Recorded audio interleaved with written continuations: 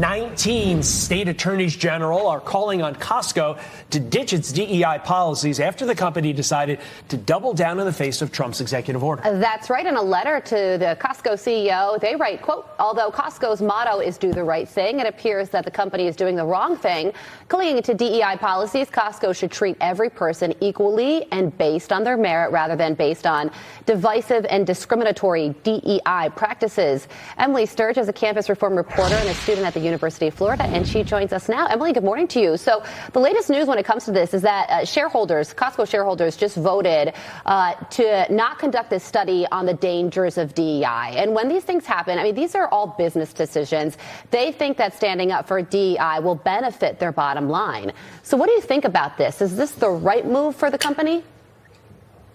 Absolutely not. My message to Costco is get with the program. Gen Z and the rest of the American people are looking forward to an administration that is going to reprioritize the American principles of meritocracy and individual and merit throughout all of our institutions. Just within the past week, we've seen Trump's day one executive order eliminating DEI from the federal government and Department of Defense. We've seen this in the higher education system, universities rolling back DEI departments. And of course, in the private sector, we've seen in the past week companies like Amazon and Meta rolling back those DEI initiatives, joining companies like Target and Lowe's and Ford Motors.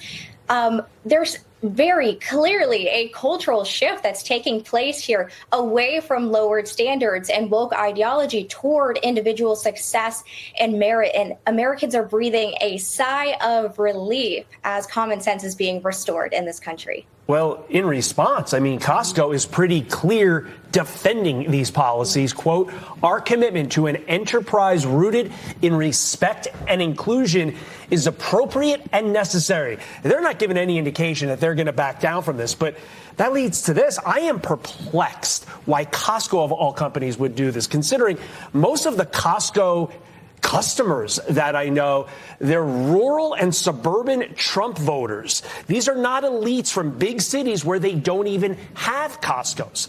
So, Emily, why would they basically, in effect, Bud Light themselves when they've had ample warning that this is coming and the American people don't want DEI anymore?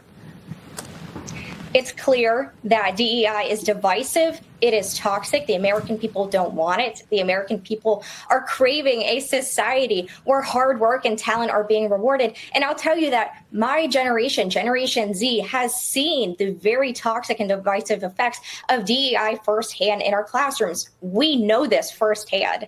At the Leadership Institute's Campus Reform, we reported the growing frustration among my generation when it comes to these DEI agendas and radical ideology within our education system. So college students have faced this issue for years, yet the mainstream media refuse to admit the truth here. Just recently, just yesterday, the Wall Street Journal came out with a report about the discriminatory DEI practices at the University of Colorado. Like I said, college students have been facing this for years, but the mainstream media, higher education system, and our federal government haven't been honest, and they've instead been pushing this leftist ideology. Well, it used to be microaggressions and safe spaces, and as you say, now even the universities are rolling it all back. Emily, thank you so much for joining us. Emily, there, we appreciate you.